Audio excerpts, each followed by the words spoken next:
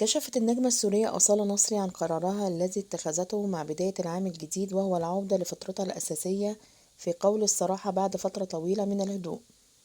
وتفاعلت أصالة مع سؤال الإعلامي السعودي راجح الحارسي الذي طرح عبر حسابه في موقع تويتر: عدت سنة 2022، كم نسبة تغيير شخصيتك فيها؟ وإيش هي الصفة الجديدة التي كسبتيها؟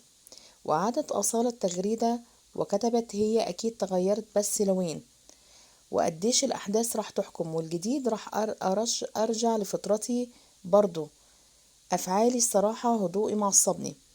ورأى بعضهم تغريدة أصالة ردا واضحا لما ستشهده الساحة الفنية الفترة المقبلة بعد الجدل الكبير الذي أحدثته في حفل ليلة في المملكة العربية السعودية، ليلة رأس السنة، ضمن فعاليات موسم الرياض لسنة 2023، بعد أن تجنبت مصافحة مواطنها الفنان جورج وسوف الذي وصفها سابقا بالخائنة. كما لم تشارك أصالة الفنانة أنغام بسبب خلافات سابقة بينهما.